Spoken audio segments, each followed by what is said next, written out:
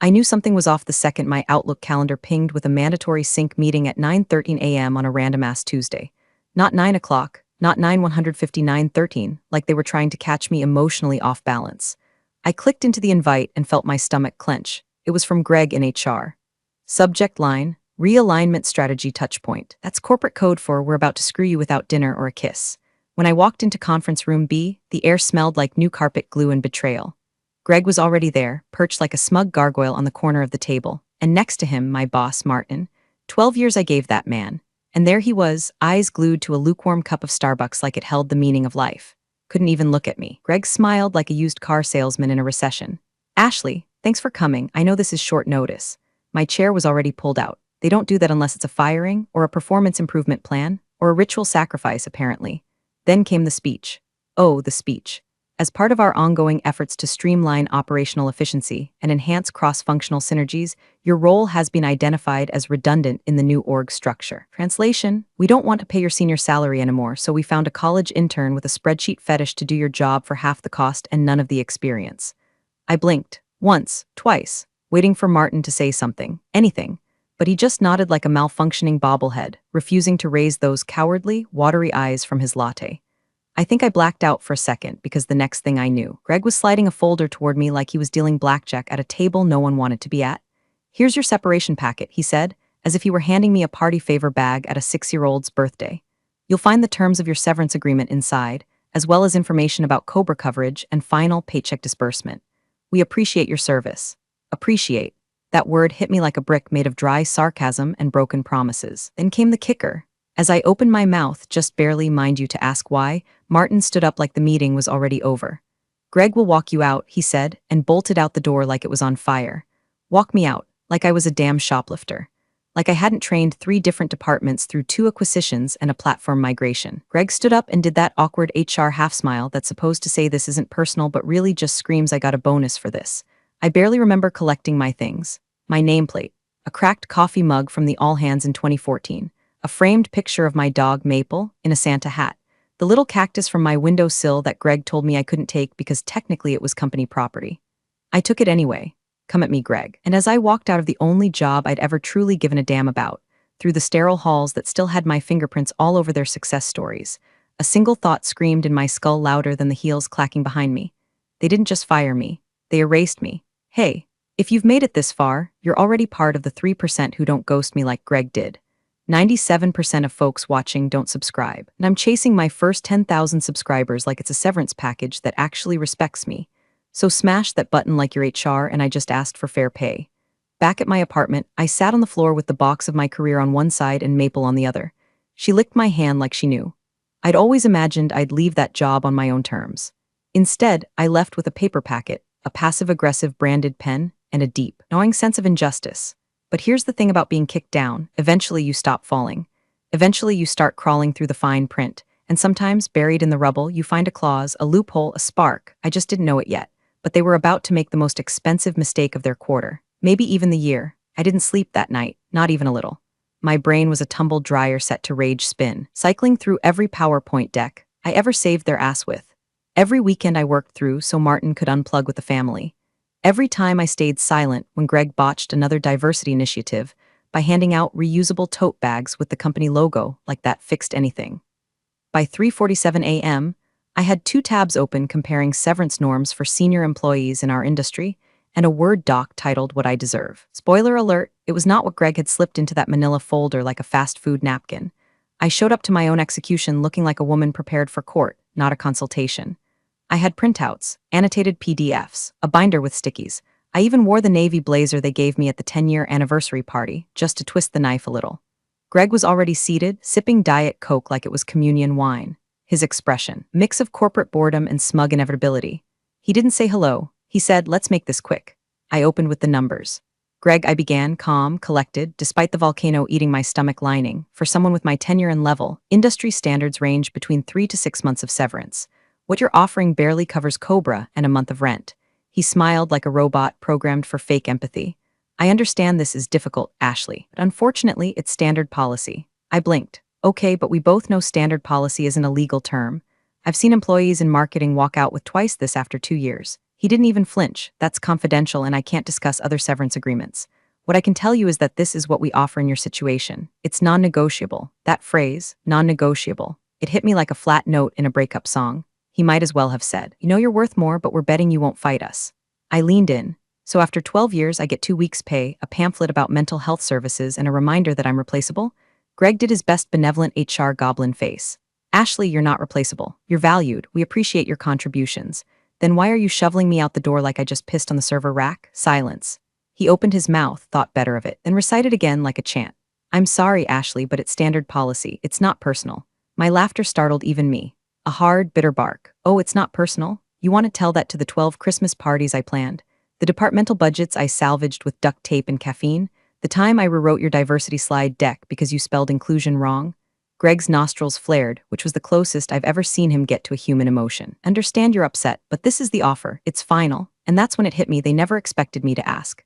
They'd put a price on my silence and assumed I'd be too broken, too tired, too loyal to question it, that I'd slink away with my little box of memories and cry into LinkedIn job alerts. But I wasn't just angry. I was insulted. They weren't even trying to pretend this was fair. They wanted clean hands and a quiet exit, a quick burial. No mess. No noise, no trace.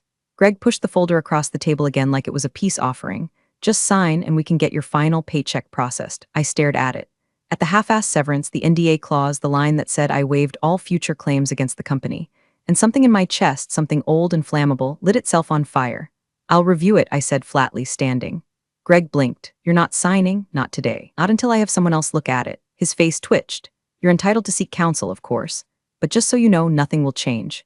It's standard Poli if you say that phrase one more time. I cut in, I swear to God I will tattoo it across your forehead in Comic Sans." I walked out, binder in hand, head high. And for the first time since they'd yanked the floor out from under me, I didn't feel like a victim.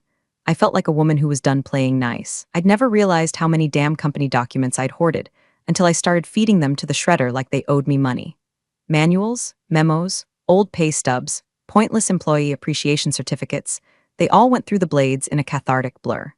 Somewhere between the 2020 performance goals and my 10-year anniversary card, signed by people who clearly couldn't be bothered to learn how to spell my name right, I opened a second bottle of wine and gave myself permission to spiral. My living room looked like the aftermath of a tax audit, and a nervous breakdown had a baby. Maple, my dog, sat on the couch with the same quiet judgment I imagined Greg's HR handbook was full of. I raised my glass to her. To 12 years of loyalty, I slurred, and 2 weeks of severance. Cheers, corporate America. The shredder jammed halfway through a stack of quarterly vision alignment handouts, and I took that as a cosmic sign to sit the hell down. My fingers hurt, my heart ached. I had nothing left to prove and nothing worth keeping. Except, buried in an old leather accordion folder wedged behind a stack of unused business cards, I found it, my original employment offer, dated February 6, 2012. The paper was yellowed at the corners, still carrying the faint chemical scent of HR printer ink and hope. I remember signing it while buzzing with excitement. I'd just gotten out of a miserable job at a startup where the CEO thought benefits meant access to his Spotify account. This offer had felt like real security. I flipped through the pages half-drunk, expecting nothing but standard jargon and broken promises. The base salary, the vacation accrual, already irrelevant. The part about the ergonomic assessment I never got.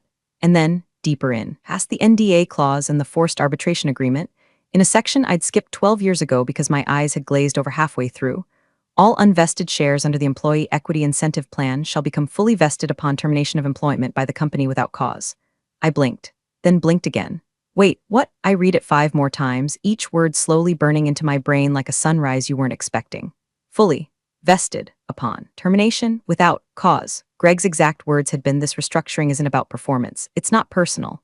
Meaning they didn't fire me for cause. Meaning every single one of those shares, those dusty, forgotten, unvested shares from the initial grant and every refresh they slipped in over the years could now be mine.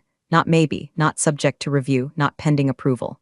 Mine. Hope isn't always warm and gentle. Sometimes it comes sharp-edged and trembling, the way lightning splits a dead tree. I sat frozen for a long moment, gripping that paper like it might vanish if I moved. A crack began to form in the heavy cloud of despair hanging over me, just a sliver of light, but it was enough. I fumbled for my phone and took a picture of the clause. Then I took another. Then a video, just in case the universe decided to crash my phone out of spite. I didn't know the value of the shares off the top of my head. I didn't know how many were still technically pending, or what the market price looked like post-acquisition. But I did know one thing. Greg and his smug little folder had just handed me a legal loaded gun, and they were too arrogant to realize they'd put the bullet in the chamber themselves. I Googled employment lawyer equity clause and fell down a rabbit hole of LinkedIn bios and Yelp reviews, but none of them felt right until I saw her name. Brenda Choi, boutique employment law specialist. Worked out of a modest suite above a laundromat. No flashy graphics, no bullshit slogans, just 5-star reviews and one testimonial that said, Brenda made my old company wish they'd never hired me. Perfect. I didn't sleep much that night either. But this time, it wasn't because I was spiraling. It was because I was planning. The law office looked like it hadn't been redecorated since Bush was in office, the first one. No glass doors, no espresso machine, no receptionists in pencil skirts offering cucumber water.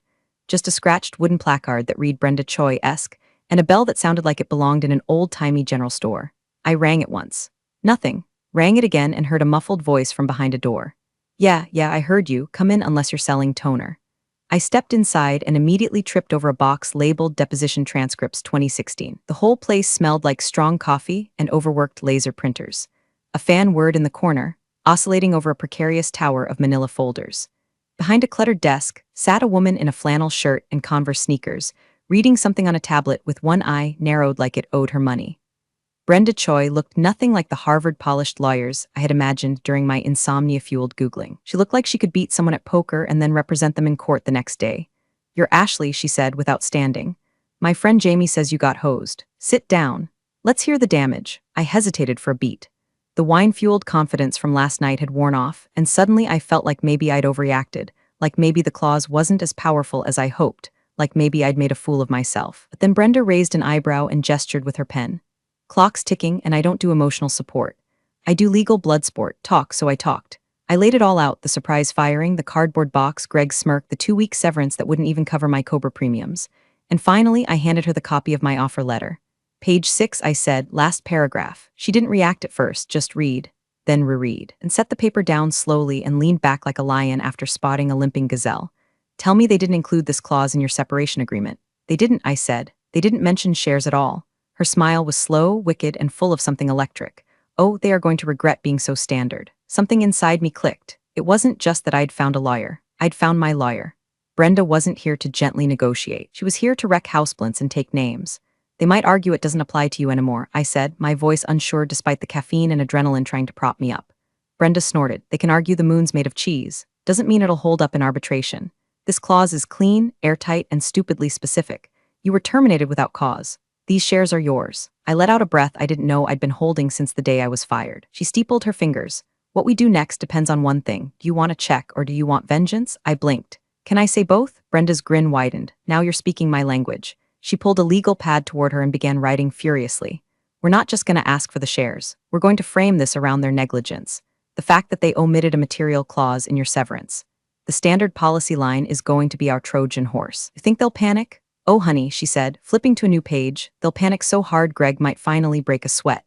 The energy in that tiny office was shifting. Gone was the helpless, discarded version of me that had walked through their doors with a copy of her own damn death sentence. In her place sat a woman with ammo, a target, and a partner who clearly got off on strategic warfare. I want them to know they underestimated me, I whispered. Brenda looked up. They will. Second they open my letter, they'll realize they didn't fire an employee. They created a shareholder with a grudge. She paused, and grudge-holding shareholders? She chuckled. They're my favorite kind.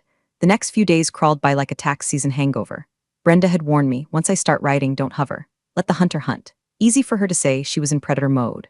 I, on the other hand, was stuck pacing my apartment like a Roomba with emotional damage. At 9 a.m. on Monday, I was high on hope, visualizing the look on Greg's face when the email hit his inbox.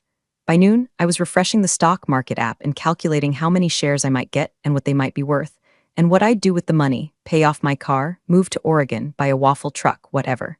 By 2 p.m., I was Googling can companies void equity clauses retroactively, and spiraling into legal forums that might as well have been written in Klingon. I called Brenda. She picked up on the third ring, sounding like someone who had just woken up from a nap mid-sentence. Don't tell me you've been reading Quora. I just needed to make sure there isn't some loophole. There's no loophole, Ashley. They're sloppy. You're protected. Let me work. But what if Ashley? She snapped a piece of gum loud enough to cut through my panic. The only way you lose is if you start doubting me now. Do I sound unsure? She didn't. She sounded like a woman who'd once sued a telecom giant and won enough to buy a duplex in Silver Lake. I exhaled. Sorry. I keep thinking maybe I imagined it, like maybe I read it wrong. You didn't, she said. And even if you did, I didn't. And I'm better at this than they are. You think a guy like Greg reads contracts? That man probably signs his own birthday cards with a stamp. I hung up feeling slightly steadier. Not much, but enough to stay out of the Reddit rabbit holes for another few hours. Still, the wait was agonizing. Brenda didn't do half measures. She wasn't just slapping together a per your oversight email. No, she was crafting an experience. The kind of legal correspondence that made CFOs sweat through their dry clean-only slacks. Tone matters, she told me. We're not begging, we're not even demanding. We're educating them gently on how spectacularly they've FK'd up. Her plan was layered. First, quote the clause, direct and undeniable. Then, cite the moment in the exit interview when Greg repeated standard policy like a malfunctioning toy parrot. Then, and this was the piece de resistance, frame it as a breach of good faith. You don't have to disclose every benefit in a severance package, Brenda explained. When you hand someone a document that conveniently omits $1 million clause, it starts to smell like willful concealment. I felt like I was preparing for war, but my armor was made of bubble wrap and rapidly evaporating courage. Brenda, she was forging iron. Day 3, I cracked again. I texted her, what if they just ignore the letter, Brenda? Then I subpoena Greg and ask him to define standard policy in front of a judge. God, I loved her. On day 4, I drove by the office. Just once. Okay, 3 times. I parked across the street from the building where I'd spent over a decade, watching the tinted windows like they might confess. A delivery guy wheeled in a cart of catered lunch. Someone was celebrating something. Maybe Greg finally figured out how to CC an email. I stared at the building and felt it for the first time, detachment. That place didn't own me anymore. Couldn't hurt me unless I let it. What it could do, however, was pay me. Handsomely. Later that night, Brenda called. Just 2 words, it's ready. I held my breath. I'll send it in the morning. 9 a.m. sharp. Are you sure it's bulletproof? She interrupted. I even cited a precedent from 2015 where a company tried to do the same stunt and got legally pantsed in arbitration. We're not just asking for the shares, Ashley. We're planting a flag. We're telling them we see your games, we read the rules, and guess what? We're better at them. I hung up and stared at the ceiling until sunrise. Hope wasn't sharp anymore. It was heavy, thrumming, real. It hit their inboxes at exactly 9:0001 a.m. Brenda had it queued and ready like she was launching a missile. Subject line regarding equity clause and termination Ashley Moore. No exclamation points, no fluff, just a surgical, loaded phrase designed to make some poor executive assistant spill their cold brew. I was sitting on my couch, clutching a mug of coffee I wasn't drinking, watching the digital clock on my stove tick to 9:01. Brenda didn't text me right away. She'd warned me she wouldn't. Once it's sent, you go dark. Let them sweat. Let them stew. You'll want to know everything. You won't know anything. That's part of the fun. Fun wasn't exactly the word I'd use. Torture was closer. By 9:07, I had checked my email 6 times and convinced myself I'd lost Wi-Fi. By 9:12, I'd opened my phone settings just to see if maybe, just maybe, push notifications had turned themselves off like they were conspiring with Greg. By 10:30, my dog Maple was giving me a look that said, "You need to go outside before you explode." I didn't eat lunch that day. I nibbled on a cold Pop-Tart and tried to read a book, but every page was just a blur of words I couldn't absorb. The letter was out there now, floating in someone's inbox like a grenade with the pin pulled, and the silence was nuclear. I checked LinkedIn. Nothing. No activity from Greg. The CEO's profile still had the same smug headshot from 2016, back when the company was smaller and people still smiled at each other in the break room. No posts. No job changes. No reactions. At 3:42 p.m., I got a text from Brenda. Just 3 words, still quiet. Good. Quiet meant panic. Quiet meant back channels and internal threads, and who the hell approved this clause? Quiet meant they were in a room right now, reading the email, reading it again, and then printing it out and underlining things with a red pen like that would change the ink. I slept terribly that night. Half dreams of boardrooms on fire. Woke up at 2:14 a.m. convinced I'd missed a reply. I hadn't, still nothing. By morning, the waiting had become a second job. I made a spreadsheet titled Potential Outcomes just to keep my brain occupied. Column A, they cave immediately. Column B, they fight and lose. Column C, Greg gets fired, starts a podcast. Maple snored through most of my theorizing. At 10:06 a.m., my phone buzzed. It was a text from Kelsey, former coworker. Soft-spoken, ran point on internal comms. Hadn't heard from her since the day I was walked out. Her message was one word. OMG, that was it. No context, no emojis, just OMG. I stared at it so long the screen dimmed. My thumb hovered over the reply button, but I didn't hit send. My heart was pounding like I'd just been caught shoplifting hope. Another message from her followed 2 minutes later. You didn't hear it from me, but something's happening. That's when I knew the grenade had landed. Somewhere behind those polished glass doors, emails were being forwarded. Calendars were being cleared. Legal pads were being filled with frantic notes. Brenda's letter wasn't just a legal threat, it was a mirror held up to their own carelessness. And they did not like the reflection. I didn't know yet what they'd do, whether they'd fold or fight. But I knew one thing for sure, I wasn't the one sweating anymore. The call came in at 7:14 a.m. the next day. Too early for anyone to be civil, let alone him. I saw the name flash across my screen and almost didn't answer. Martin, my old boss, human wallpaper. A man who once called me his work wife in a meeting and then blamed me when I didn't laugh hard enough at his joke about women in IT. I let it ring once, twice. On the third, curiosity beat contempt. "Hello?" I answered, already bracing. There was no greeting. "Ashley, what the hell did you do?" His voice was ragged, not angry, panicked, like a man waking up in a burning house and realizing he's the one who left the stove on. I leaned back into the couch and sipped my coffee, suddenly calm. "Morning, Martin, long time. Don't do that, don't be smug. Jesus, do you have any idea what's happening here?" Oh, I had ideas, plenty, but I let him flail. "You blindsided them," he said, "that letter. It's being passed around like a virus. Legal's in a tailspin." I got pulled into a 6 a.m. meeting with the general counsel, the CFO, and God help me, Greg. I smiled into my mug. And here I thought Greg only worked banker's hours. "This isn't funny," he snapped. "Do you understand what those shares represent? The vesting clause? It triggered a reclassification of the entire equity pool. Finance is scrambling. They're saying your shares could account for nearly 13% of the last grant." I whistled low. I hadn't run the numbers yet. Brenda was still working through the fine print. "But 13%? Didn't you all just announce a fresh options pool in that Q2 press release?" I asked innocently. Martin groaned. "Exactly. You were still on that list. You were supposed to phase out of eligibility after your next review cycle, but they forgot to update the roster in time. Your termination went through before the HRIS system processed the update." "Oops," I said, deadpan. "They're calling it an earnings impact. They're saying it might have to be disclosed. This isn't just about a payout anymore. It's about governance." There it was. They didn't just fire an employee. They accidentally handed me the keys to the back door of the ivory tower. "And the CEO?" I asked. Livid. He stormed out of the meeting. Said someone's head needs to roll. "There's already talk of disciplinary action, maybe even a board inquiry." Greg looked like he was going to cry. That part almost made me laugh. "Almost. You can't actually mean to push this," Ash Martin continued, his voice cracking under the weight of his own cowardice. "You got your severance. Why stir the pot?" I let the silence hang a second too long before answering. "Because you treated me like I was disposable, Martin. You thought I'd just nod and disappear. But I read the fine print, and you know what I found?" He didn't respond. He knew. "You didn't just kick me out," I said. "You turned me into a shareholder with enough equity to be a problem. A big one." He exhaled like he'd just lost a court case and a custody battle at once. "I liked you, Ashley," he said weakly. I leaned forward. "You liked having me around to do your job for you. You liked not having to deal with details like contracts and clauses. But here's the thing about details, Martin. What? They don't care if you ignore them. They're still true." I ended the call without waiting for him to reply. I tossed my phone onto the couch cushion like it was buzzing with radiation. My pulse was calm, my mind sharp, focused. Up in that tower of glass and jargon, the walls were cracking, and all I did was read what they told me not to bother understanding. The email came in wrapped in the fakest civility I'd ever seen. Subject: request for discussion and clarification equity agreement from Executive Operations, not even a real person tone. Polished desperation masquerading as collegial collaboration. They wanted to review and clarify mutual understanding of contract language, which is corporate for "Please come in before you legally dismantle us." Brenda read the email once, then once more out loud in her best fake sheer voice, like a preschool teacher announcing snack time after a fire drill. "I especially love how they're calling it a discussion," she said, slamming her laptop shut. "They're trying to get ahead of the train after they already heard the whistle and saw the smoke. We set the meeting for Friday morning. Same boardroom where they'd fired me. Same floor. Same potted ficus in the hallway that somehow still looked healthier than Greg. Walking in this time felt different. I wasn't escorted. I wasn't holding a cardboard box. I wasn't invisible. I was expected."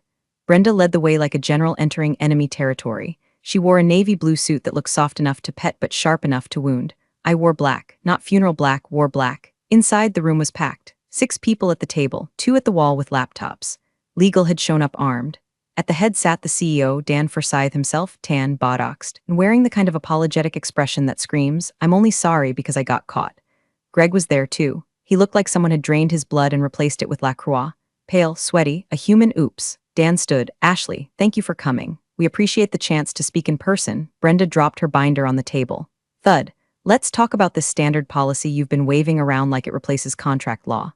Silence. She reached forward, tapped her laptop, and a projector screen blinked to life behind us. Up came the clause, highlighted, underlined, annotated, legally weaponized. "All unvested shares shall become fully vested upon termination without cause." Brenda read aloud like she was quoting scripture at a heretic. One of the lawyers opened his mouth, but she raised a finger. "We'll get to you. I want to hear from Greg first." He looked like a possum that just realized the headlights weren't slowing down. I didn't see this clause at the time," he stammered. "It wasn't in the severance template." Brenda clicked her pen. "And yet, it was in her original signed agreement, which supersedes internal templates. Unless, of course, your team's definition of good faith includes deliberate omission of critical compensation terms." A murmur at the end of the table. One of the assistants coughed into their hand. CEO leaned forward. Look, we're not here to debate language. We're here to make this right. Brenda smiled without humor. Then we'll start by acknowledging that the shares vested the moment you terminated Miss Moore. One of the legal drones finally found his voice. We could discuss an alternative arrangement. A buyback, perhaps, no? I said, and every head turned. It was the first time I'd spoken. My voice didn't shake. I'm not here to sell them. I'm not here to back down. I'm here to remind you I was never your mistake. I was your blind spot, and now I'm your problem. Brenda nodded approvingly like a coach watching her star player hit a home run. Dan rubbed his temple. Ashley, we're trying to be reasonable, Brenda echoed. Right, you know what else would have been reasonable? Including that clause in her exit paperwork? Or not firing someone without reading the damn contract? Or, I don't know, not letting Greg handle anything more complex than a coffee order. Greg visibly winced. I almost felt bad. Almost. The meeting went on for another 40 minutes. Legal tap danced, Brenda throat punched verbally, of course, and I watched the balance of power tilt, and then finally, unmistakably, crashed down like a seesaw dropped by gravity and regret. They weren't in control. They weren't even pretending anymore. And the best part, still hadn't even named our price. It was supposed to be a negotiation. That's how they framed it in the invite, how they pitched it when we walked in. Let's work together to resolve this. What they meant was let's see how little we can pay to make this go away. And when they realized that wasn't going to happen, they got nervous, then desperate. By the time the fourth lawyer in a row had tried to sell us on the spirit of the agreement, Brenda was audibly laughing. I'm sorry, she said, wiping her eyes with the back of her hand. Did you just say spirit of the agreement? Because I don't know if you're aware, but courts don't award damages based on vibes. She turned her laptop around again and pointed to the clause, now printed, highlighted, and tabbed like it was being inducted into the Legal Hall of Fame. This isn't ambiguous. This isn't negotiable. This is what you signed, what your CEO initialed, what your board approved. This clause is a loaded gun, and you put it in her hands the second you walked her out with a box of trinkets and a middle finger. The head legal counsel, a silver-haired man with a Rolex and an ulcer forming in real time, adjusted his tie and tried again. Well, when we reviewed the intent, Brenda cocked her head. Your intent was to fire her without paying what she was owed. Fortunately for us, California contract law doesn't give a damn about intent. It only cares about what's written. The CEO exhaled hard and leaned forward, fingers steepled like a sitcom villain who just realized the audience was no longer rooting for him. Look, he said, we don't want to fight. We're prepared to make a generous offer to resolve this quickly. He nodded to one of the lawyers who slid a folded sheet across the table. Brenda didn't touch it, neither did I, so he opened it himself. One-time payment, he said. Liquid value of the shares plus 20%. Clean. Final. We wire it today, you sign an NDA, and everyone walks away happy. I looked at the number. It was insulting. Maybe a third of what the shares were worth if I held them through Q4. Maybe a tenth of what they'd be if the company's pending merger went through. It wasn't an offer. It was a muzzle with a ribbon on it. I looked him dead in the eyes. No, his smile faltered. No, I said calmly. That's not even close. And I'm not interested in silence. I turned to Brenda. She straightened her blazer like she'd been waiting for the green light. Let me be clear, she said, her tone now cold and precise. You have two options. Option 1, by close of business today, you wire the full market value of all vested shares, dated from the day of her termination, without condition. No NDA, no strings, just compensation. A long pause, the room went still. And option 2, one of the lawyers asked, already afraid to hear it. Brenda smiled. Option 2, she keeps the shares, becomes an active shareholder. Starts filing motions. The first, a demand to audit the company's employee termination practices, specifically those related to equity suppression. We'll also be asking for board meeting minutes, executive comp plans, and Greg's training credentials. Greg whimpered.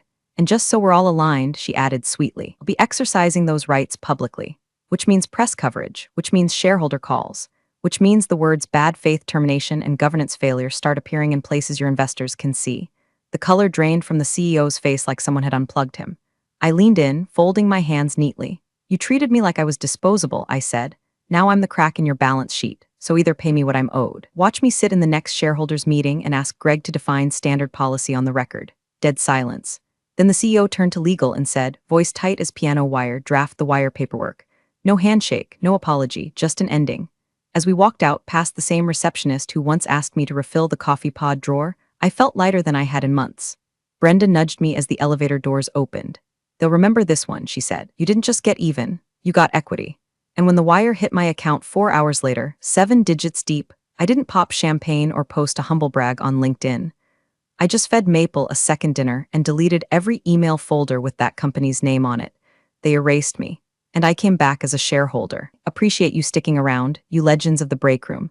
Subscribe for more chaos. Let's make your old managers spill their coffee in fear.